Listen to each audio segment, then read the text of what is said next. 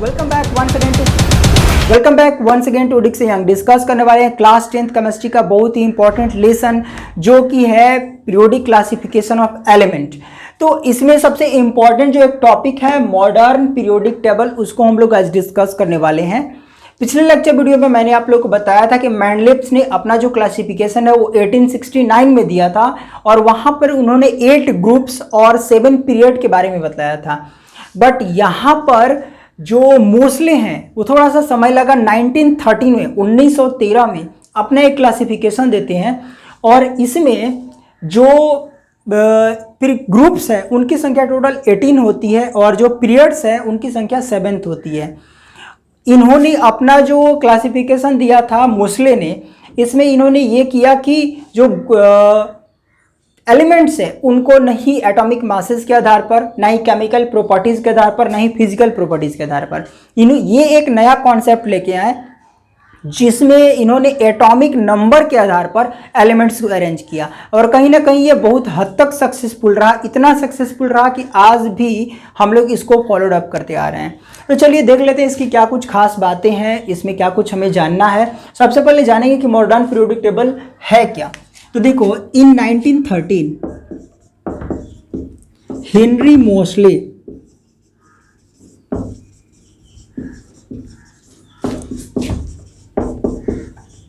proposed modern periodic table.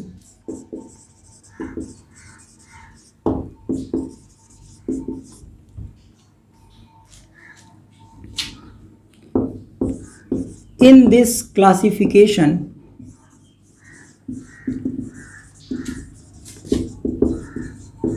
he arranged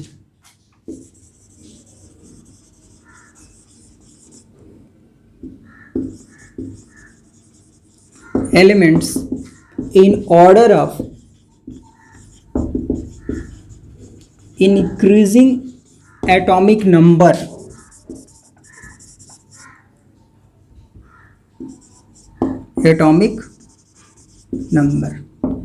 Modern periodic table has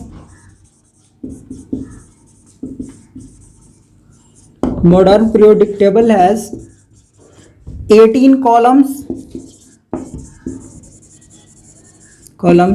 called group and 7 horizontal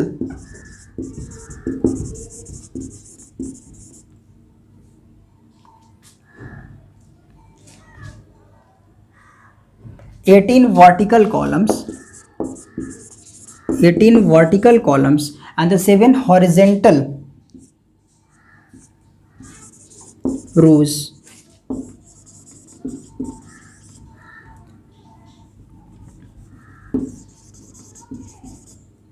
called periods। तो इसमें क्या चीजें समझने वाली है कि 18 वर्टिकल कॉलम्स क्या होते हैं, ऐसे लंबी लंबी ऐसे सेक्शंस बने होते हैं, ये वर्टिकल कॉलम्स हो गया। और जो रोज हैं वो हॉरिजॉन्टल इस तरीके से, ये 7 आपके थे पीरियोडिक टेबल में। और सभी ग्रुप्स के और सभी रोज की कुछ खास बातें हैं, इसकी कुछ फीचर्स हैं, तो हम लोग अलग अलग सेक्शंस में उसे पढ़ेंगे। क्योंकि देखो, मॉडर्न पीरियोडिक टेबल में अगर हम लोग पूरे मॉडर्न पीरियोडिक टेबल का विशेषता उठाते हैं तो बहुत ही हौच पौच हो जाएगा, इसलिए हम लोग बारी बारी से उठाएंगे। पहले हम लोग ग्रुप्स के अंदर आने वाले फीचर्स को टच करेंगे, फिर उसके बाद में रोज के अंदर आने वाले जो फीचर्स होंगे उनको टच करेंगे, तब हमें अच्छे से बहुत सारी चीज़ें क्लियर आउट होंगी। तो चलते हैं फिर देखते हैं उसको कि क्या क्या विशेषताएं हैं इसकी।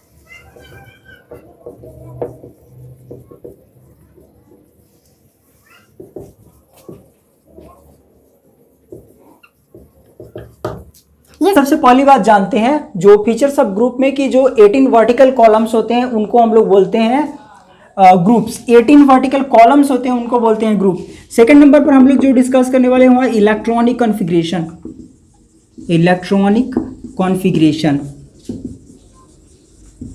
तो इलेक्ट्रॉनिक कॉन्फ़िगरेशन जो है वो ग्रुप का फीचर होता है और इसमें ये होता है कि जो एक ग्रुप है उस ग्रुप में मिलने वाले जितने भी एलिमेंट्स होते हैं उन सबका इलेक्ट्रॉनिक कॉन्फ़िगरेशन सिमिलर होता है, उन सबका इलेक्ट्रॉनिक कॉन्फ़िगरेशन सेम होता है। तो इसको थोड़ा सा लिख लेंगे कि electronic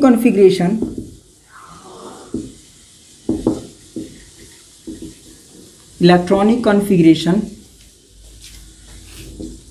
of element present in group is similar. पहली बात, और इसका मतलब ये हुआ कि उस ग्रुप में जो आउटर मोस्ट सेल में इलेक्ट्रॉन्स होंगे वो सबके सब सिमिलर होंगे एक दूसरे से। जैसे अच्छा, इन अदर वर्ड्स भी देख लेते हैं इसको थोड़ा सा। आई डॉट ई जब लिखते हैं इसका मतलब होता है in other words, I dot E का मतलब होता है in other words. Number of valence electron in outermost shell, in outermost seal of atom has same। जैसे यहाँ पर समझ लीजिए कि ग्रुप 1 है। अब ग्रुप 1 जो है इसमें एलिमेंट्स को देख लेते हैं। जैसे ग्रुप 1 में आपको मिलेगा लिथियम, ग्रुप 1 में आपको मिलेगा लिथियम, आपको मिलेगा सोडियम, आपको मिलेगा पोटेशियम। तो जो लिथियम है, सोडियम है और पोटेशियम है, इन सबका जो इलेक्ट्रॉनिक कॉन्फ़िगरेशन होगा वो आपको 1 मिलेगा। इसका भी 1 मिलेगा, इसका भी 1 और इसका भी 1 मिलेगा। इलेक्ट्रॉनिक कॉन्फ़िगरेशन का मतलब आउटर मोस्ट सेल में नंबर ऑफ इलेक्ट्रॉन्स कितने हैं उनकी संख्या आपको सेम मिलेगी पूरे ग्रुप में। वैसे ही एक ग्रुप, जैसे आप लोग एग्जाम्पल ले लो ग्रुप 17 का, जैसे ग्रुप 17 ले लो, टोटल 18 ग्रुप्स होते हैं तो ग्रुप 17 का एग्जांपल लेते हैं। तो ग्रुप 17 में आपको क्या मिलेगा, फ्लोरीन, ब्रोमीन, आयोडीन, ऐसे सब मिलते हैं इसमें। तो इसमें जो आपको आउटर मोस्ट सेल में नंबर ऑफ इलेक्ट्रॉन की संख्या मिलेगी वो 7 मिलेगी। इसका भी 7, इसका भी 7, इसका भी 7 मिलेगा। वैसे ही आप ग्रुप 18 में जाओगे जिसमें आपको नोबल गैसेज मिलेंगे, तो उसमें जो ऑक्टेट होंगे वो सबके कंप्लीट रहेंगे और जो नंबर ऑफ इलेक्ट्रॉन्स होंगे वो 8 मान सकते हैं कि सबके ऑक्टेट कंप्लीट हैं उसमें। तो यहाँ पर ग्रुप, जिस किसी भी ग्रुप को आप टच करोगे उस ग्रुप में जो वैलेंस इलेक्ट्रॉन की संख्या होगी, जो इलेक्ट्रॉनिक कॉन्फ़िगरेशन होगा उस ग्रुप में सेम होगा सारे एलिमेंट्स का। ये पहली बात हुई। आगे बढ़ते हैं और इसमें जो थर्ड नंबर का पॉइंट है उसको हम लोग जानते हैं, वो है वैलेंसी।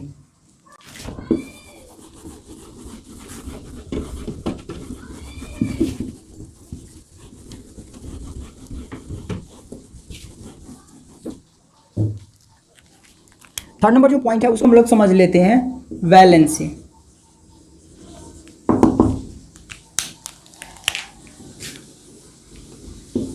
तो valency in group valency of element is same.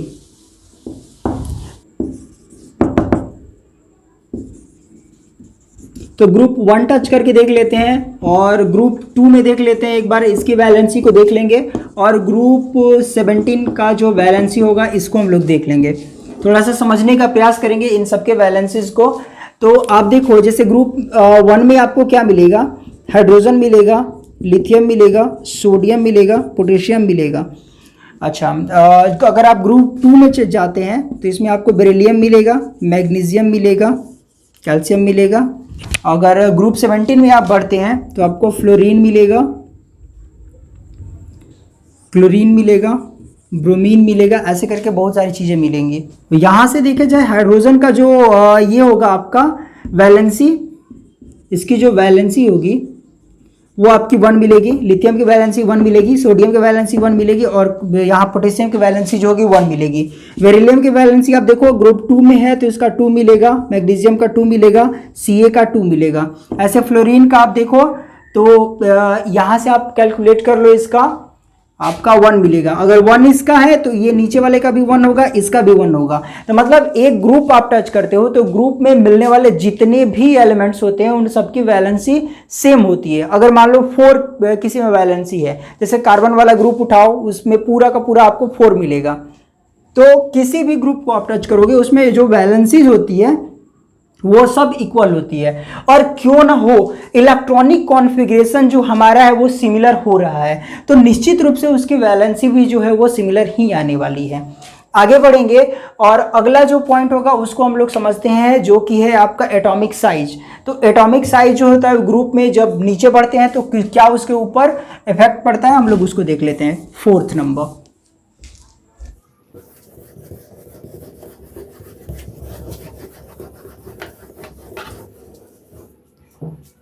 and 3rd number is atomic mass, atomic size। Atomic size के बारे में डिस्कस करेंगे। एटॉमिक साइज जो होता है उसके ऊपर में क्या प्रभाव पड़ता है। देखो सबसे पहले तो एक बात जानो कि एटॉमिक साइज को जो है हम लोग atomic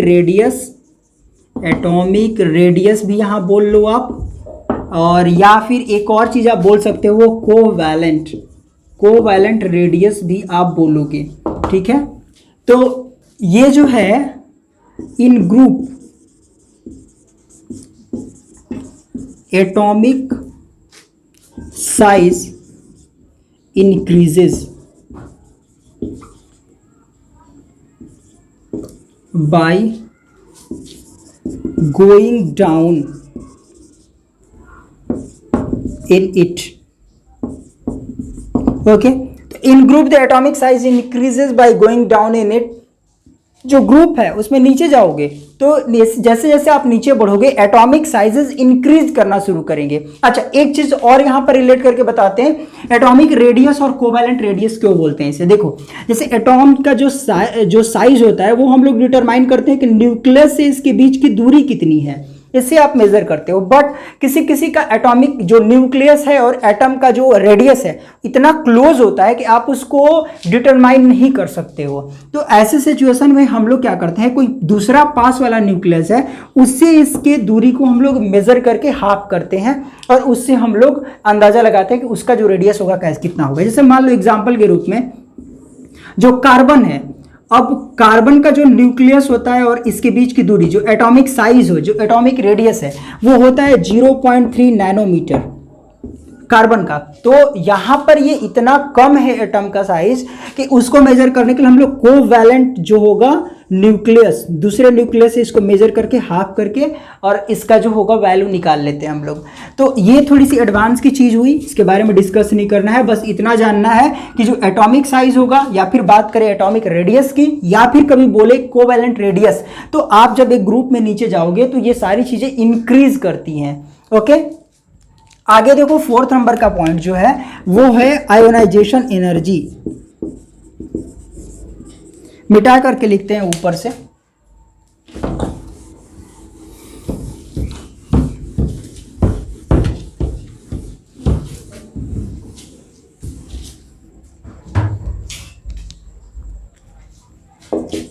fourth number ionisation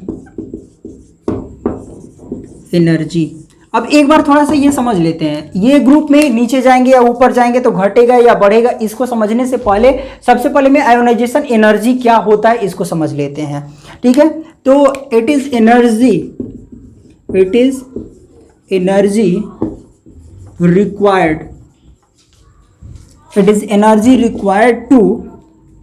to knock out one electron, to knock out an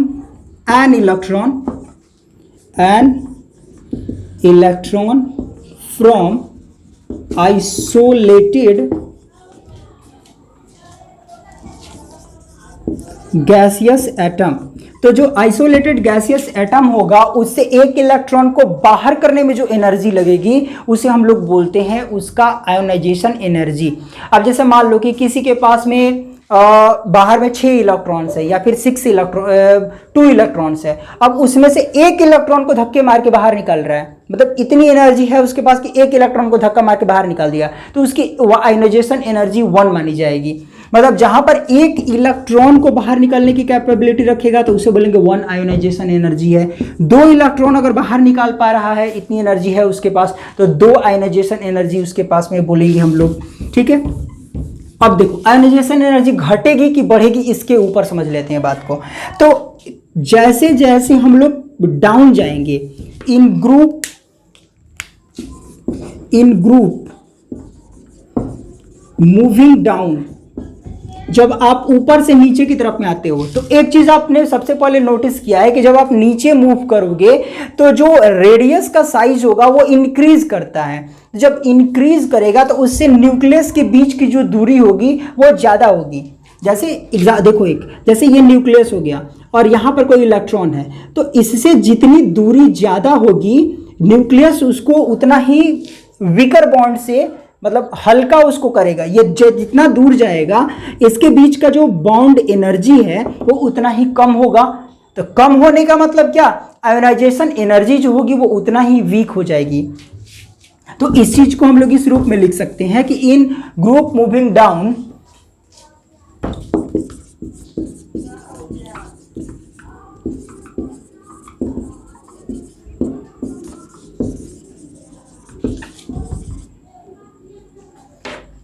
in group moving down, a valence electron go further and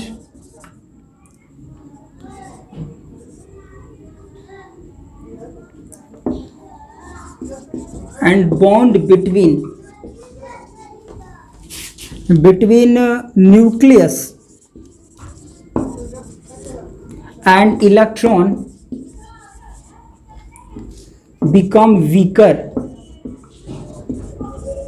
So ionization energy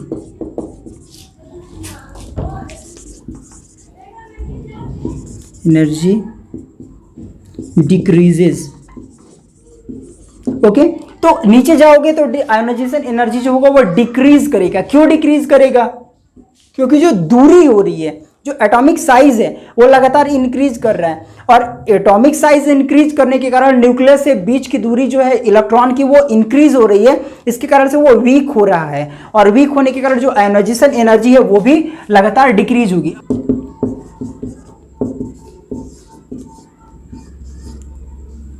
ऐसे एग्जांपल ले लेते हैं Li, Na, K, Rb और Cs का।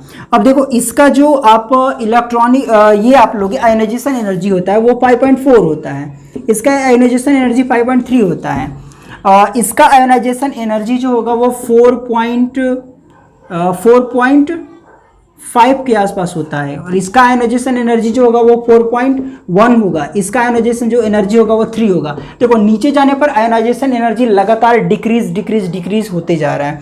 तो इस तरीके से आयोनाइजेशन एनर्जी के बारे में क्या होता है आपने देखा, और ये जाना कि ये किस प्रकार से डिक्रीज होता है। आगे बढ़ेंगे, जो 5th नंबर का पॉइंट है जो कि ग्रुप के फीचर से रिलेटेड है उसको एक बार देख लेते हैं। इरेज करेंगे इसको, आप एक बार स्नैपशॉट ले लो, बहुत ही इंपॉर्टेंट टॉपिक है।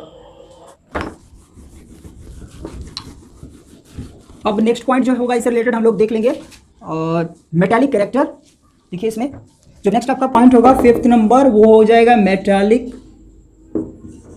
Metallic character. तो on going downward in a group, on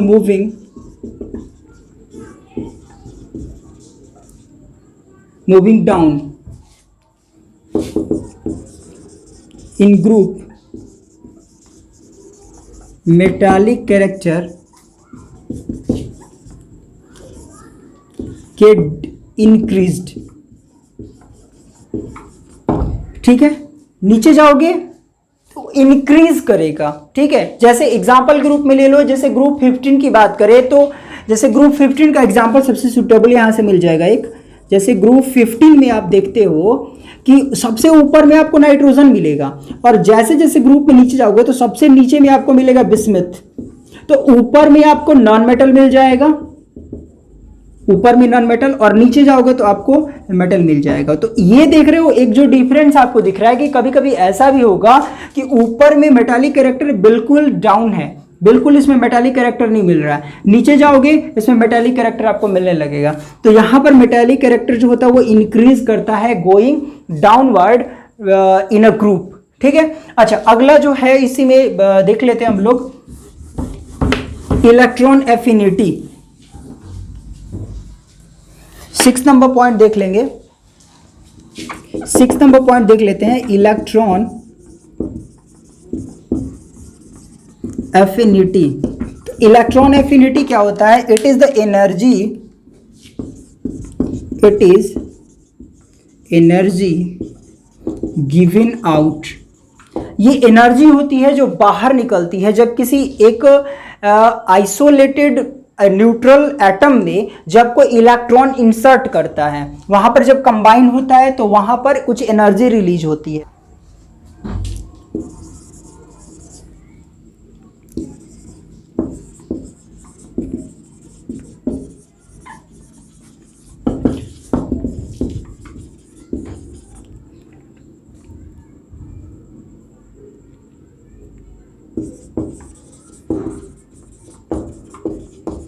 तो आइसोलेटेड जो आपका एक न्यूट्रल एटम है उसमें जब कोई एक इलेक्ट्रॉन इंसर्ट होता है, जैसे देखो आप इक्वेशन लिख के दिखाते हैं आपको, जैसे मान लो कि M मेरा कोई मेटल है, इसमें कोई इलेक्ट्रॉन इंसर्ट किया, मिल गया, तो यहां से ये M माइनस बन जाएगा, जब ऐड होता है तो ये माइनस बन जाता है, इलेक्ट्रॉन निगेटिव बन जाता है, तो निगेटिव बन गया और साथ में कुछ एनर्जी रिलीज हुई। तो जो ये अमाउंट ऑफ एनर्जी यहां से जो रिलीज होती है इसी को बोलते हैं हम लोग, ये आपका इलेक्ट्रॉन एफिनिटी। अब आप जब ग्रुप में नीचे जाओगे, डाउनवर्ड जाओगे, तो इलेक्ट्रॉन एफिनिटी जो होती है, मतलब एनर्जी रिलीज करना है, वो आपका कम हो जाता है, कम होते जाता है, डिक्रीज करते जाता है, due to increasing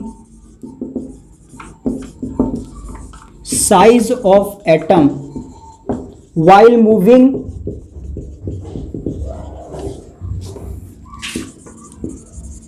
downward in group.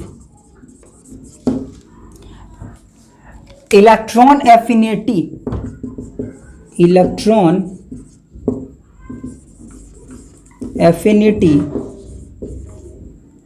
get decreases.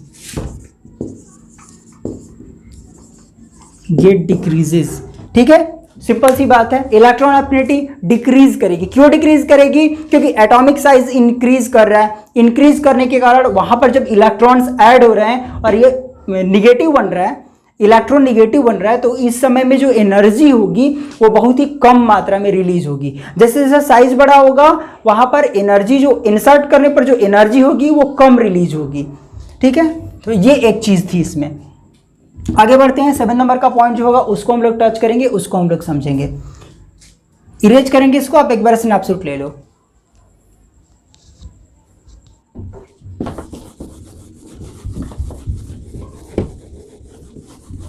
अब 7 नंबर पॉइंट देखेंगे हम लोग। 7 नंबर जो पॉइंट है उसमें हम लोग ले लेते हैं उसकी केमिकल प्रॉपर्टीज को और फिजिकल प्रॉपर्टीज को। ठीक है, ये बीत गया, ये भी बोल रहा है कि अगला वाला बताओ, फीचर्स ऑफ ग्रुप्स। देखो 7 नंबर जो पॉइंट है आपका उसको हम लोग टच कर लेते हैं।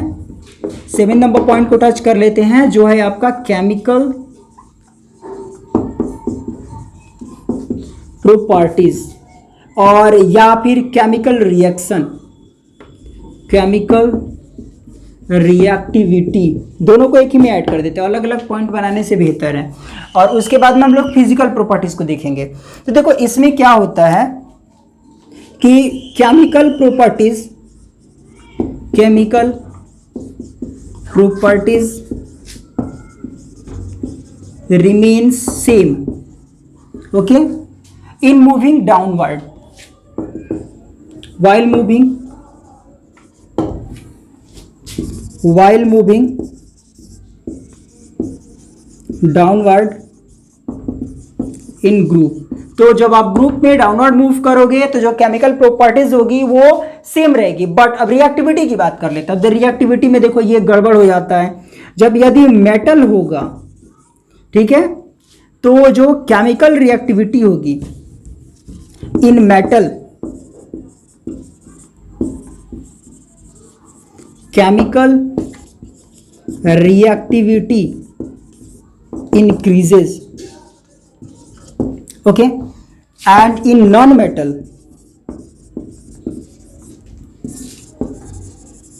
chemical reactivity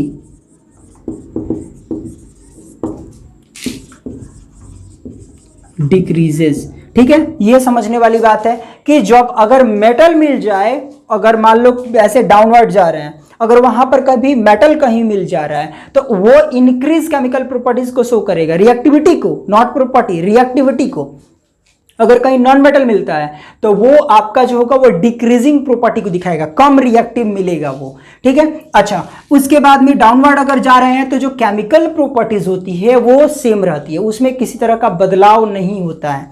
अच्छा, अब नेक्स्ट हम लोग बढ़ेंगे और देख लेते हैं यहां पर फिजिकल प्रॉपर्टीज के बारे में थोड़ा सा। 8 नंबर में हम लोग देख लेंगे फिजिकल प्रॉपर्टीज के बारे में। देख लीजिए 8 number, that is the physical properties. तो अब देखो फिजिकल प्रॉपर्टी में क्या होता है, इसमें किसी तरह की समानता आपको नहीं दिखेगी, बदलाव दिखेगा। क्या बदलाव दिखेगा? इन मेटल वाइल मूविंग डाउनवर्ड, पहले से ये जान लो कि वाइल मूविंग, हर बार हम ऊपर से नीचे, तो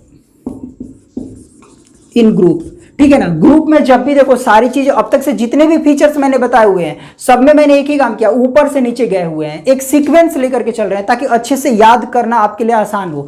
तो यहां पर क्या हो रहा है, जो हम लोग ग्रुप में ऊपर से नीचे जा रहे हैं तो वहां पर in metal physical properties decreases, ठीक है, और वहीं पर in non metal physical property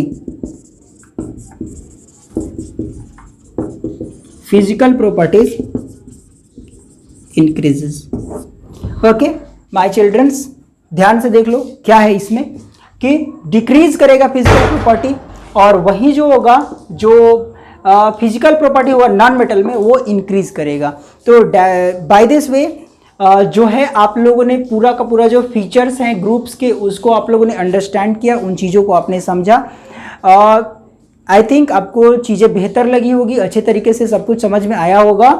फिर भी अगर किसी तरह का डाउट है, किसी तरह की प्रॉब्लम है तो आप हमें कमेंट करोगे, हमें बताओगे, हम उस डाउट्स को जरूर आपके लिए क्लियर करेंगे। आगे बढ़ेंगे और इसी सेक्शन में हम लोग देख लेंगे फीचर्स ऑफ पीरियड्स के बारे में, ठीक है। जो पीरियड्स के फीचर्स होते हैं उनको हम लोग देख लेते हैं कि उनके क्या क्या फीचर्स हैं। आप एक बार स्नैप सुन लो फिर आगे बढ़ेंगे। तो अब नेक्स्ट सेक्शन में डिस्कस करने वाले हैं फीचर्स ऑफ पीरियड्स के बारे में।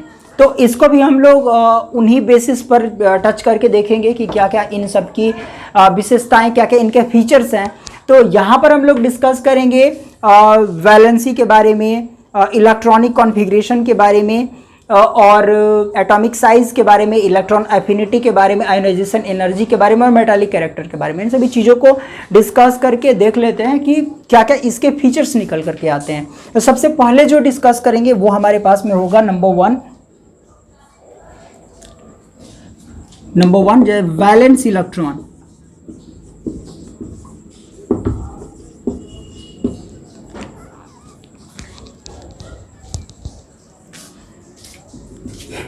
In moving left to right, number of valence electron increases। तो एक चीज ध्यान दो, जैसे जब हम ग्रुप्स के बारे में बता रहे थे उस समय में क्या किए थे कि अपवर्ड से डाउनवर्ड जा रहे थे, हमेशा मूविंग डाउनवर्ड था, और यहाँ पर जो है हमेशा हम लोग लेफ्ट टू राइट मूव करेंगे और देखेंगे क्या वहाँ पर चीज़ें हमको मिल करके आती है। तो लेफ्ट टू राइट जब मूव करेंगे तो एग्जाम्पल ग्रुप में एक उठाते हैं पीरियड्स को, जैसे एक पीरियड क्या उठा लें, सोडियम ऐसे लेते हैं, इसमें sodium, magnesium, aluminium, silicon,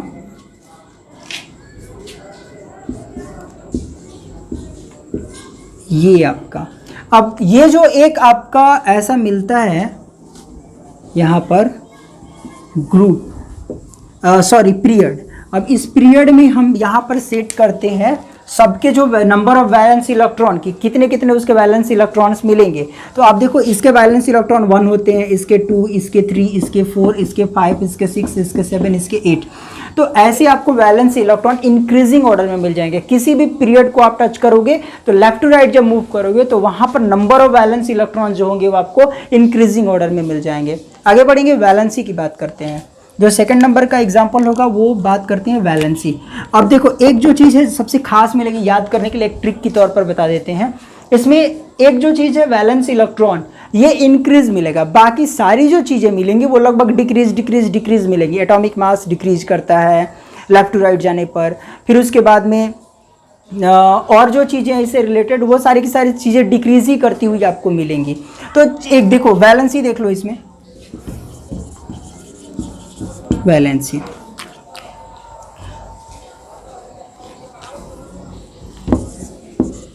in moving left to right, valency of element first increases, then decreases in period। ठीक है, अब इसमें देखो, अब यहीं से आप समझ लो, जैसे इसका जो अब वैलेंसी की बात करें, इस इलेक्ट्रॉनिक कॉन्फ़िगरेशन से ही आप वैलेंसी निकालते हो, नॉर्मल सी बात है।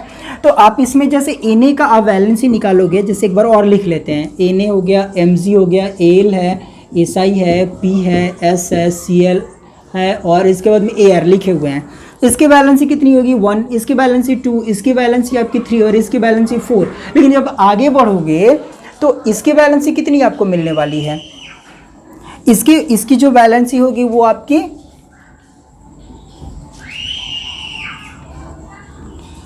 इसमें 3 आपको मिलेगा, 2, 1 और 0।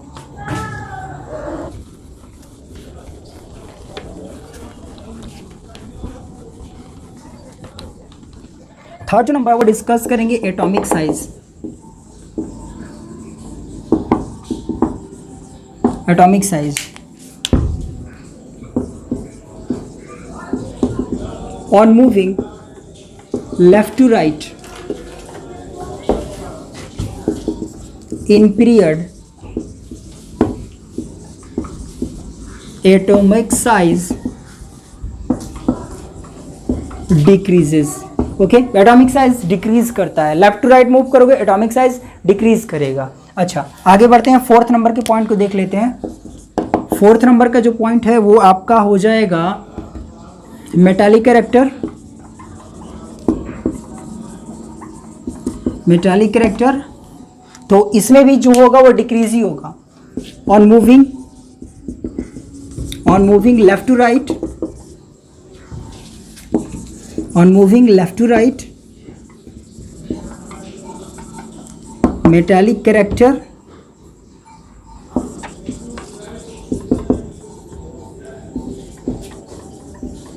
decreases, मेटालिक कैरेक्टर डिक्रीज करता है। आगे बढ़ते हैं, फिफ्थ नंबर का पॉइंट देख लेते हैं। फिफ्थ नंबर पॉइंट पहले से बता चुके हैं तो इसको समझाने की आवश्यकता नहीं है। जो फिफ्थ नंबर का आपका पॉइंट है वो है आयोनाइजेशन एनर्जी। तो ionization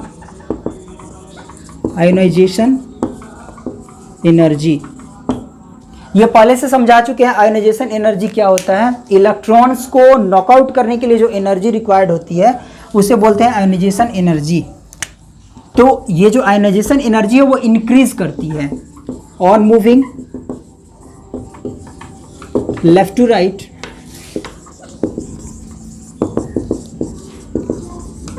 ionization energy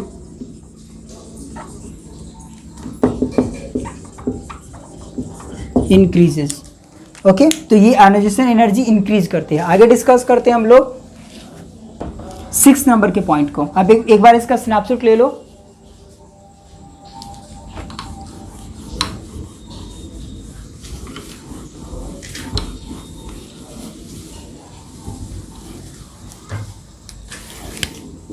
six number का जो पॉइंट है, इलेक्ट्रॉन एफिनिटी, इसको डिस्कस करते हैं। देखिए, on moving left to right, on moving left to right, electron affinity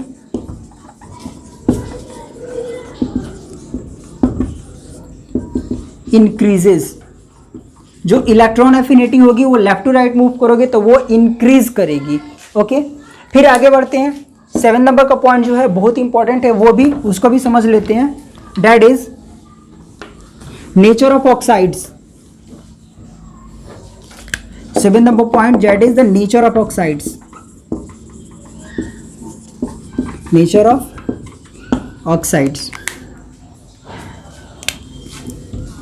on moving left to right,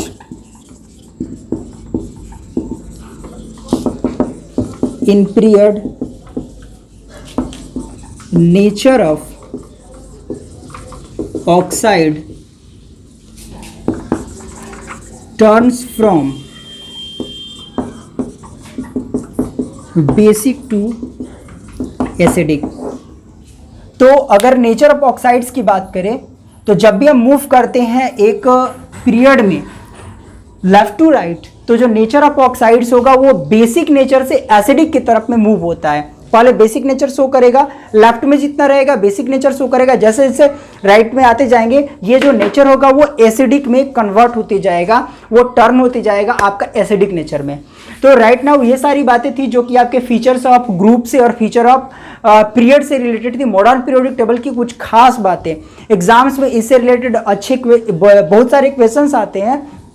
एक बार वीडियो को आप फिर से जा करके देखो, उन चीज़ों को फिर से समझो, राइट डाउन करो, नोट डाउन करो अगर आपने स्नैपशॉट नहीं लिया है तो, और चीज़ों को अच्छे से समझ करके उसको माइंड मेकअप बना लीजिए कि कहाँ पर चीज़ें इंक्रीज कर रही है, कहाँ पर डिक्रीज कर रही है। आपके लिए एक सजेशन होगा, आपके लिए छोटा सा होमवर्क भी समझ लीजिए कि आप सेक्शंस बना लीजिए और वो सेक्शंस में चीज़ों को डिवाइड करके उसके बाद में आप उसको भेजिएगा नीचे होमवर्क का जो लिंक दिया गया है उसके ऊपर में। मिलेंगे फिर नेक्स्ट वीडियो में। आज के लिए इतना ही, धन्यवाद।